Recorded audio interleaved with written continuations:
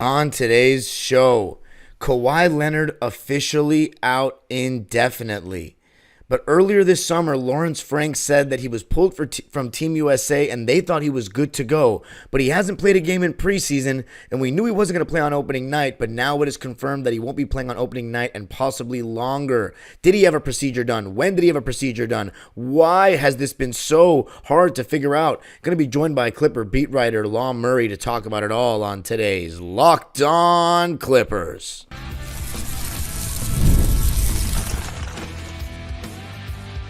You are Locked On Clippers, your daily Los Angeles Clippers podcast, part of the Locked On Podcast Network, your team every day. Yes, sir. You were locking in with the Clips. Thank you for making Locked On Clippers the first listen of your day, your team every day. I'm your host, Darian Vaziri, born and raised in LA and entering my 20th season as a Clipper fan. You can also follow me on Twitter and Instagram at DimeDropperPod and subscribe to my own YouTube channel, Dime Dropper, for even more LA Clipper content. And Locked On Clippers is free and available wherever you get your podcasts, including YouTube. Let me know what you think of this one, of the Kawhi news, because that's what we're going to be talking about mainly. The preseason game happened on Thursday night, and I'm going to have a separate episode about that preseason game on Friday. So it'll be like a double header, so 2 episodes in one day talking about that preseason game. But for this one, the Kawhi Leonard news came out. He's been ruled out indefinitely. And joining me is Clipper beat writer Law Murray, who's fresh off coming off that Clipper W at the Intuit Dome again. Law, how we feeling? Man, I live at Intuit Dome now. Like, I get there in the morning. I don't come back until the sun is set. So it's the new normal, but I'm feeling pretty good right now. Yeah, it's a great place to be. I saw you there the other night, featured in my video. It was amazing stuff. Excited for Wednesday, but Wednesday will come without Kawhi Leonard. And today the news was confirmed by Shams and everybody that he is going to be out indefinitely. Now, as Clipper fans, we knew that. I kept telling people that listen to the show that he's probably going to be out for opening night. That's what it seemed like from the beginning. But it's been an interesting summer, and there's been some conflicting reports and conflicting quotes. So I just want to take everybody back, and then I'm going to ask you some questions. The last time we spoke, you confirmed, knee inflammation. It felt like Kawhi was kind of overtaxed, and he played a lot of games, and his body just couldn't hold up. That's why I was really shocked to hear when he was going to play for Team USA. I was like, man, how could he go to that? Then he was mysteriously kicked off the team, and I saw tweets on my timeline saying that Team USA was being shysty and Grant Hill wasn't telling the truth. And then on July 15th, Lawrence Frank said it was Team USA's call. We thought he was good. We watched some practices, didn't reveal if he had a procedure or not. And then 2 months later, he was still not ready to go. Shams then tweets, and I think you were linked in that tweet as well, that he had the procedure done, and then he was announced that he was out indefinitely. But it's been so strange. So my first question is, did Kawhi know he needed surgery before going to Team USA? I mean, he got the surgery before he went to Team USA. Okay. That's the thing with the timeline that I feel like, it's been a lot of incompletions. It's been a lot of like, did this happen? When did this happen? So we announced it the same time that Lawrence Frank basically said that Kawhi, whatever the heck was happening in July and in August, because remember in August, that's when T. Lue came back with not his gold medal, but being a part of that gold medal team. And mind you, it's not just T. Lue over there. It's Jeff Van Gundy and Jason Powell, the Clippers trainer. So they were all there. They all felt like Kawhi was going to be ready for camp. And we learned in September that the team is spinning it positively, but also saying he won't be ready. And then that's when Shams and I were released that Kawhi had a procedure in May. The May part is the most important thing here because obviously he last played in April in the playoffs after having those 3 weeks where he didn't finish the regular season and wasn't ready for game 1. He was ready for game 2. He looked better in game 2 than game 3. Game 3, he didn't look like a basketball player. He looked like a bystander. We all saw that. He gets up for that alley-oop dunk from Paul George. He hangs on the rim long enough to get a tech. the refs were so gracious that we were like, yeah, it's a wrap. You know, the procedure came in May. He was cleared in late June because at that point, Team USA is like, yeah, we gave Kawhi a jersey, but Derek White's on line one, right? And Kawhi needed to show that he could play well enough to at least make it to camp. And he did that. He cleared that bar. We saw him walk into Team USA training camp in July, right around Summer League, with the sleeve on his leg. So we knew something was up where he might not be 100%. And I've been saying Kawhi has this opportunity to win a gold medal, and he knows it's not like he's coming there to be a heavy lifter for that team. He's coming there to participate. And he was pretty open about, hey, the knee's in a decent place right now. Hopefully it stays that way. Well, Team USA wasn't convinced. He practiced. Other guys didn't practice. Joel didn't practice. KD didn't practice. KD didn't even play in an exhibition game until they traveled overseas. Hey, those guys got to stay on the team, and Kawhi didn't. I ran into Kawhi in Vegas. Kawhi basically was like, hey, I found out the night before, which meant that this wasn't a push from their camp. And Kawhi basically went on with the rest of the summer. And again, T. Lue, he comes back, and in August, he's like, yeah, we expect Kawhi to be ready for camp. Everyone thought Kawhi would be ready for camp. September comes. Obviously, something was up with Kawhi. The team is like, hey, we're going to take it easy with him. We think we know what we got. The swelling is going to be in a place where when it gets down, he'll get to 100%. Then we'll put him back on the floor. There's your quote unquote setback, if anything. But what hasn't been a setback is anything since then. And that's why the news coming out when it did, or the announcement, or whatever the heck you want to call what happened Wednesday, it's like nothing has happened since we talked about what happened in September. And that's where we are now, Darian. Well, my thing is this: how are does the Clippers medical staff, or those people, Ty Lue and them, have any say about Kawhi going to Team USA? Because at the end of the day, regardless of if he has a small role or not, playing high level basketball in the Olympics, physical ball, playing in these practices, it's a risk, and we still haven't had Kawhi Leonard be healthy for what matters to Clipper fans, which is a chance to win a championship. And I know Kawhi has rings, and winning a gold medal is probably a goal of his, but at some point, that's why I think it was surprising to all of us as fans. You know what I mean? Like, how could that happen? Do the Clippers have any say on that? Was this Kawhi just pushing for it because, we're starving out here? Yeah, I honestly, again, you got to look at it like this. Lawrence Frank was out there in Vegas. I think they all wanted him to have this for him, I think that the main thing was they felt like he had progressed enough to play and participate in the Olympics, and Team USA wasn't convinced. It's not something that T. Lue likes to talk about. Obviously, it's not something that Lawrence wants to talk about. Hell, it's not even something that Team USA likes to talk about, because they were like, yeah, we moved in another direction, and everything else, we'll let the Clippers handle that. So it's a bunch of finger pointing and whatnot. But I really don't think Clippers fans were of any consideration when it came to the Olympics. Like, let's just be blunt about that. Like, that no, that wasn't a consideration. I don't think it's a consideration for any team. There's really no team that is going to say we're going to hold our star back from something that they want to do. Maybe the San Antonio Spurs would have did that back in the 2010s. That's why Kawhi is not a member of that organization today. That's why there's so many hurt feelings, because the Spurs had their way of going about things, and they thought Kawhi would fall in line with it. And when that conflict was basically, we're picking the team and the organization over the player and what he wants or what he's feeling, I mean, that causes a schism. If there's one thing about the Clippers, they learned everything they need to learn about how to stay locked in step with Kawhi Leonard.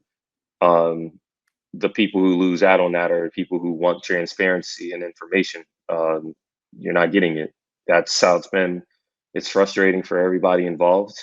And all you can do is hope that Kawhi is going to get himself healthy and not just be on the floor, but stay on the floor and stay on the floor in the most important part of the season. I think even Kawhi understands that because he's been a lot more responsive to that over these last 2 months than he's really been over the first 5 years of his Clippers career. Yeah, no, I mean, I completely get it. You know, the player has the power now, and you can't piss him off. I'm just always thinking, me in the grand scheme of what's best for the Clippers to win a championship. We're hungry here, but I understand. It's someone's gonna be disappointed at the end of the day, and we want Kawhi to be happy as a franchise. But the one thing that obviously is what gets Clipper fans is there's obviously been a lot of mystery throughout the years he's been with us. And then when Lawrence kind of downplayed if anything bad happened in that press conference, that made us think like, oh, it's all good. And we should be mad at Team USA for like screwing him over and not allowing him to play. But, now that he's not ready for training camp, I think not ready for training camp, not ready for the first game. I think that's what, really gets the Clipper fans because we were looking forward to seeing him in the beginning of the new arena and not knowing when he's going to come back. I mean, we don't have much room for error this season. And here's the thing. When Lawrence last spoke to the public, what was that, a week before training camp? I mean, and Lawrence says Kawhi is progressing, the swelling's almost gone, and they're going to hold him out of drills, even though Kawhi would want to participate in drills. And again, you hear that and you're like, okay, well, the people getting back to me, they're all like, oh, Kawhi's going to be fine. He's going to be okay. And I hear that and I'm like, okay, well, it doesn't sound like he's dealing with a new thing or at least not something that is serious, not where it's like, oh, he's going to need another procedure or another, anything like that. Like his leg's still attached, but at the same time, I'm like, the front office isn't talking, and usually that's something's up. So we're gonna, hey, next week we'll know what's up, and then we find what's up. My first question in that press conference was, I don't care about the preseason. I don't care about training camp. I asked, and y'all can look the clip up if you want to. Will he be ready for the start of the season? And what did we get, Darian? We got a non-response, basically. There's no timetable. We don't have a crystal ball. It's the human body. We got to see how it goes. I mean, I got from that it's like I'm gonna hear Kawhi talk next week, and then I'm gonna pretty much make my own expectations about what's going to happen. And what did Kawhi say? Kawhi's like, yeah, I feel good. I want to play in the first game, but we got to see how my body feels. We're not going to skip steps. I want to last. I want to make it through a playoffs for once. And we get to Hawaii, we get to Honolulu, we hear that it's going to be strengthening his knee. He's there. He's on the court. He's looking at his new guys. I said October 2nd, Darian. It's week to week. Call out whatever you want to call it. They're going to say day to day. That's what the Clippers said when we got to Honolulu. And I said, forget day to day. I know what day to day means. Day to day was the shit in April. It's week to week. Go from there. There's been no change in his status, Darian, since we got to Honolulu.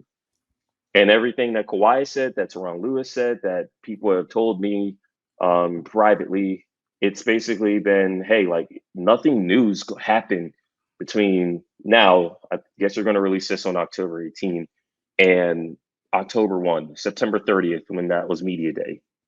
But again, people have been really selective about their timelines, about what they want to comment on, about what parts of press conference videos that they want to share. And now you get people who are shocked and have to react as if something has happened. There are people who think that, oh, Kawhi's recovery must not be going well over these last 3 weeks. There must have been a setback. That's why I confirmed that there was no setback. The same press conference where T. Lue's like, yeah, something happened to Kawhi in between August and September. T. Lue says in the same press conference, there hasn't been a setback since September. But again, you got people clipping videos and posting whatever, not writing stories and not sharing all of what T. Lue is saying the same night. So, well, hey, we'll talk. We'll pick up right on this conversation when we come back. I got to tell you a little something about hymns. Guys, sometimes intimate moments can happen spontaneously, and we always want to be ready so we can perform when it's time to get down. Hims provides access to treatments that can help you stay hard and last longer, giving you that boost of confidence so you can be ready whenever the mood strikes. Hims is changing men's healthcare by providing you with access to affordable sexual health treatments from the comfort of your couch. The process is 100% online, so there's no need for uncomfortable doctor's visits. Just answer a series of questions on their site, and a medical provider will determine the right treatment option. If prescribed, your medication ships directly to you in discreet packaging for free. Start your free online visit today at hims.com/lockedon. That's HIMS.com/lockedon for your personalized ED treatment options. hims.com/lockedon.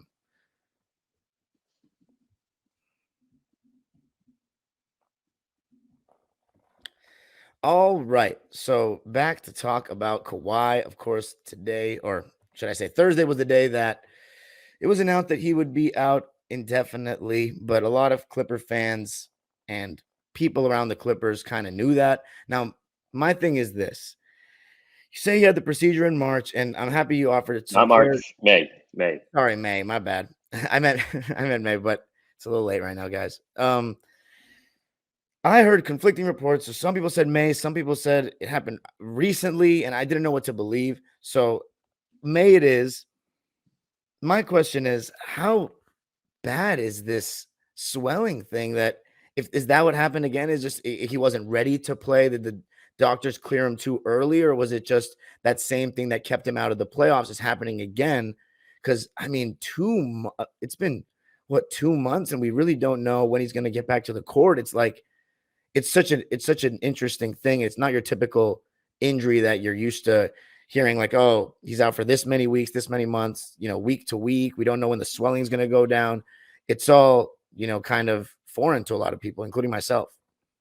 Yeah, I think the issue with having the strength in the knee that has been surgically repaired, as the case with Kawhi, is I think they have had to learn the hard way how to manage it. I mean, we're dealing with an instance right now. We were dealing with an instance in April when this first popped up. And again, this dude Kawhi played 60 out of the first 74 games. He only had, I think, one absence where he missed consecutive games to that point, if I recall correctly, and that was when he fell in Utah in December, and he didn't start missing games until the last 4 games in December, right? Like he did such a great job staying on the floor, and even those last 10 days, people were chirping about, oh my God, when's this dude coming back? When he's coming back? Well, he came back in time for January 1st against Miami Heat, and he was good again. So obviously, he tore his ACL. He missed the whole season. In 2022, Darian, Kawhi participates in all of training camp. It was one of the most unserious training camps ever. I'm talking about for the whole team. Again, one of my conversations with Jerry West, like the training camp that team had in Vegas and then in Seattle, they just didn't go hard. But hey, Kawhi was there playing in preseason games, participating. And you remember that first week of that regular season, he comes off the bench in that Lakers game because Kawhi knew he was on such a significant minutes restriction that he wanted to basically be able to close halves and close games. Like he didn't play that whole first quarter against the Lakers, comes in the middle, and it's like a bat out of hell, right? He doesn't play the front end of the back-to-back. Paul George goes up to Sacramento and has a great game. And then the home opener against the Suns, by the time Kawhi gets into the game, the Suns are already beating the crap out the Clippers. Oh, I remember. I was there. You was there. So what followed next was a mini series in Oklahoma City, week 2. Kawhi makes that trip, and right before the first game of that mini series, Kawhi is ruled out with a knee. And again, I tapped in. I provide all this background because we're dealing with the same thing. Post ACL, how are you managing his knee? 2 years ago, they're like, he's ready for camp and he's ready to play in games. Well, his knee couldn't handle it, and you wind up missing 25 days of Kawhi. And when Kawhi comes back, he sprains his ankle right away, which Jamal Murray another guy dealing with some knee issues because he tore his ACL the same season Kawhi did. Jamal was like, you know why he sprained his ankle? Because he's compensating for a knee. Jamal gave me that perspective even back in the fall of 2022. This was 2 years ago. So we've been dealing with this for 3 seasons, basically. If you don't count the year that he tore his ACL, if you don't count the year that he missed with the ACL, we're on year 3 of post recovery on the court for Kawhi Leonard playing in games. So we saw with Marcus Morris, Darian. Marcus dealt with knee issues in the 2021 playoffs as well, to the point where he was worn down. Shortened off season. Those games are in June. Usually they're in May. He doesn't participate in camp at all. He's there, but he's not there. He doesn't play in a single preseason game. But they throw Marcus on the floor for week 1 against the Warriors, against the Grizzlies. He looks terrible. He can't move. He can't defend. He can't rebound. He winds up getting parked. He winds up missing 3-4 weeks. Knee soreness. Same team, same staff, same ailment, same thing. Everyone's like annoyed because where's Marcus at? You don't have Kawhi. Everyone's doing this heavy lifting. Oh, he strengthened his knee. He'll get back at some point. And they figured it out.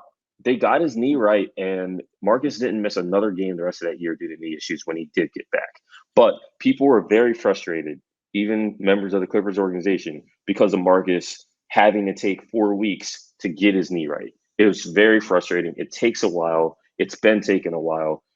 My guess is that the Clippers are not in a place where they're thinking he's going to miss an unreasonable amount of games. I do think that Kawhi has shared that he needs a ramp-up period. He needs to get back on the floor practicing before he's ready to play. Until he practices, Darian, that's it. He's not. It's not like he's going to just show up and play a game without practice. Guess what? We're running out of practice days. Like we ran out of the preseason. We knew, okay, he's not even on the floor. It's the preseason. He's not going to play next week. We literally got a starting lineup Monday night that did not include Kawhi Leonard.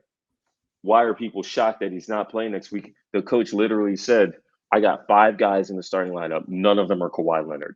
Well, okay, let me ask you this. I don't know if people are shocked. Actually, you know what? I'm gonna save it for when we come back.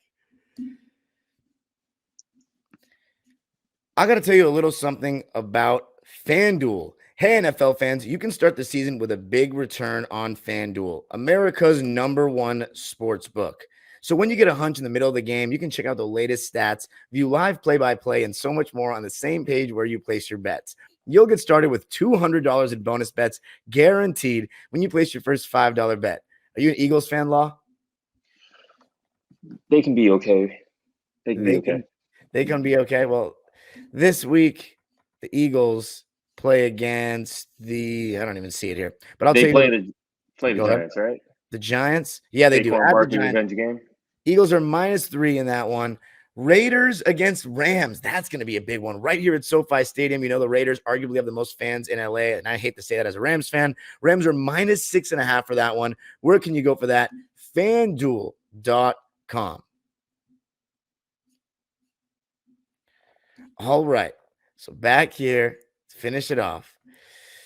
Kawhi Leonard injury situation. Now, Law asked before we went to break that everyone's acting shocked. I actually think, at least for me, I can say we're okay hearing this news because finally we're getting a little bit of clarity. But it is a little confusing when my man right here, Law Murray, tweets out on September 20th that source close to Kawhi says Kawhi is fine. Check back next week. So that made it seem like everything's fine.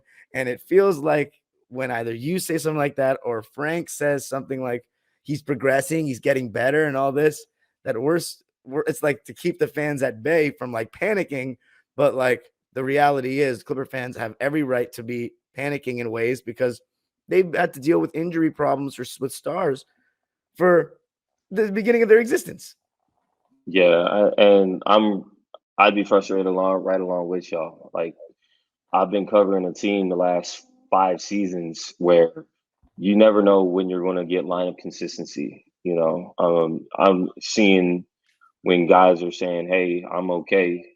Because again, Kawhi Leonard wound up saying 10 days later that he was good. He felt like he could do a lot of things and that he understood that the team had to hold him back to get him ready for the season. So, I mean, that's coming from the player himself. So you have a situation where you got the team saying, he's progressing. We're going to protect him from himself. You got the player saying, I feel good. We're just trying not to skip steps. Everyone's not trying to panic. And obviously, you got a fan base that's been burned. So I empathize with the fan base because people are really passionate about seeing a team that has had a different level of success than, say, before 2010. But at the same time, that success just leads to a higher level of disappointment. It's been one of the things Lawrence Frank said that he didn't really mention the previous few years because the bar was higher, is that there's now pride about the fact that the Clippers have the longest active streak of winning seasons in the NBA. You didn't hear that last year. You didn't hear that the year before when Kawhi was coming back from the ACL. No one cared about that. It was, how close are they to a championship? They're not a championship contender. Like, they can actually say that. Now we see that there are low expectations that this team is not going to even make the play-in tournament or not make the playoffs, whatever. And they're all motivated to beat those expectations. A successful Clipper season in 2025 is making the playoffs and winning a playoff series and getting Kawhi to finish that playoff series. Whereas last year, the year before, maybe not 2022 as much, but there were people in 2022 that were thinking Kawhi was going to come back and save the team in time for that year's playoffs, even though he missed the entire season, right? That team should have made the playoffs. They should have survived the play-in tournament, but it was a weird season because they kept their winning streak alive, right? So, the last 2 years it was championship or bust, more or less. Now, no one's saying that, and that's frustrating. So I get it. I get it when people see that I'm saying, hey, like, the team has said that he hasn't had a setback, and you're like, well, when are we talking about exactly? And so I get how the fan base is feeling. I think that the organization has made its bed and they're lying it in until they can transition. But in a way, they've also acknowledged that, this is a new era. Paul George ain't here for a reason. That's ironic because you got people who are like, you should have gave Paul George whatever it took, or at least traded him. And it's like, and if you did that, you're locked into your team. And this is a team, Darian, that is going to transition. How drastic that transition is might depend on how well they, one, play without Kawhi, and two, what Kawhi looks like when he does get back and what that team looks like in January. Yeah. I don't think anyone is safe or untouchable on this roster. That includes Kawhi. Okay. Oof, that's big. I mean, it's just it's not even your guys' fault. When I mean your guys, I mean like the media members and the beat writers. You guys ask them questions, they answer them. It's just, I guess, for us, hard to believe things that they're saying at times because what are they gonna say? Like they're not gonna try to make the fan base panic. They want to sell tickets. They don't want to get anybody too worried as well. And I mean, I can read between the lines with what Frank says, as all you guys as well can, but that's, I think, where the frustration has come. And I appreciate you for acknowledging that because, I always feel as though, even though I do this show, but I am still a fan at the end of the day. And I try to be there for the fans. Now, my last one was when you tweeted yesterday or 2 days ago about load management. Would you say it's load management or more rehab? Because if it's load management was coined for Kawhi Leonard's thing of not playing back-to-backs. I know when we talk about the invention of it, we go back to Pop and that famous game on TNT against the Heat back in the early 2010s, but the term load management was signature to Kawhi, 2018-19. He's not going to play every back-to-back. So, but he was good. He could, hypothetically, but he was managing what he had. Well, this doesn't sound like he's on the court. Well, even before that, you had Joel Embiid in Philadelphia. Joel missed the first 2 years of his career. Then when he came back, that was the 2016-17 season. And the Sixers were calling it load management for Joel in Philly, ironically. Okay, they did? Paul's new teammate. So when I say load management, we knew that at the end of the playoffs, when the Mavericks eliminated the Clippers, Tyronn Lue jokes at the press conference. It was more like a nervous joking that I'm going back to load management, right? So you know that they've tried everything. They've tried not having him play back-to-backs. That was the 21 or the 22-23 season. Last year he played the back-to-backs. The goal last season was play until they got hurt. Well, guess what? They got hurt. So it's like, what do? You know that the back-to-backs won't stop Kawhi from tearing his meniscus like the 2023 playoffs. You know that going through training camp and playing every single game and playing as hard as you can, as long as you can, won't stop Kawhi's knee from flaring up in 2024. That's what happened. So what are they doing this year? They are basically doing, ironically, the Sixers are doing the same thing with Joel, who played in the Olympics, who had a meniscus and knee injury that cut him from all his awards, right? They're basically managing him. It's injury management going into the season. It's the same thing with Paul George. Paul George and his shoulders, when he first got to the Clippers in 2019, they knew that, hey, look, you have an injury rehab. We're going to wait until you're 100% and then bring you back onto the floor. Paul never had any shoulder issues after he debuted in November in New Orleans, and then they put up 151 in his home debut against the Atlanta Hawks in 2019. Yeah. That's what we're talking about. When you get Kawhi back, it's unreasonable to say, oh, we're never going to have him play back-to-backs. They're not, no one's talking about that. At least no one's as transparent about that in LA as the Sixers are about Paul George and Joel and how they're going to manage back-to-backs in Philly. I say it's load management because this is their plan. They're not going to bring Kawhi back before he's ready. They could probably have him show up and open Intuit Dome. And then what? It'll be 2022 all over again, Darian. And he winds up missing another 5 weeks because his knee flared up, just like the Olympics, just like the playoffs. They're trying to prevent any of that. And this is their course of action. It's going to be frustrating. Kawhi's not going to play 80 games this year. I don't know if he plays 70. But I think the plan is for him to not miss so many games that it completely eliminates the Clippers from competing this year in the Western Conference. Yeah, I mean, I appreciate that. I have a hard time believing that he can play 60 with this. And I also think it's a reasonable assumption that he's going to load manage again. And I honestly don't mind it at this point. I just don't know how much room for error we're going to have. This is why I like having you on the show, though, man. You know, you can always teach me something. And I'm looking it up. You're right. Joel Embiid, load management. His first year. Then my question, no, it's not a question. I guess I can answer it myself. It was so interesting that Kawhi, when he did it, it became like a universal phrase. He popularized that term, it seems. And I don't know, not he directly, but what the Raptors did with him. And I think it's because Embiid, we hadn't seen him play NBA basketball. We didn't even know if he was going to play NBA basketball ever again, or ever, because he didn't play before. And that was the beginning of his career as he started easing his way into the league. But Kawhi, we had seen him, be an NBA star and a superstar, and now he was doing this. So I guess that's why it got more attention, and also he ended up winning the championship, as we all know. But Law, he was in a contract year. That's the biggest thing too. He was Deion Sanders with the Niners, man. That was his contract. Was his rookie contract expiring after that 2016-17 season? No. We're talking about Kawhi going to Toronto and the load management. Like, it was a guy who didn't play the year before under mysterious circumstances, got traded to a destination that we all knew he didn't want to be, to a franchise that, like the Clippers, was good but not good enough to break through with DeMar DeRozan. So the Raptors did everything they could to bubble wrap him, get him through the season, get him through the playoffs, and Kawhi was amazing.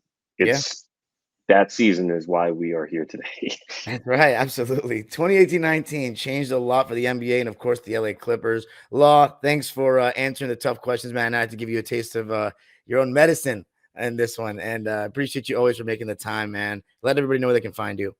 Yeah, I'm at The Athletic. I'm at Law Murray the New on all the socials. I try and make sure I cut these videos and give y'all some context and talk back to y'all, because I know not everybody's doing that. And I'm going to I'm not 100% right all the time. I'm a reporter. So I try and be the best I can consistently. I try and be accountable. I try and show up, and I'm going to continue to do that. So I hope y'all don't take me for granted. I don't take y'all for granted.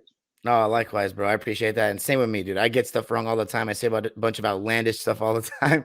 And we move on and we learn from it. And But always trying to do our work for the fans, and I really appreciate all the content you put out and all the articles and everything, man, and the time you put in for this one. And everybody, you can follow me on Twitter and Instagram at Dime Dropper Pod, and of course, subscribe to Dime Dropper and Locked On Clippers. Let us know what you thought of the episode and if it offered any clarity for you all. And I got another episode coming for you today talking about the preseason win. Clippers looking pretty good in preseason. We're going to be talking about that on the next episode of Locked On Clips. The age-old proverb continues. Go Clippers.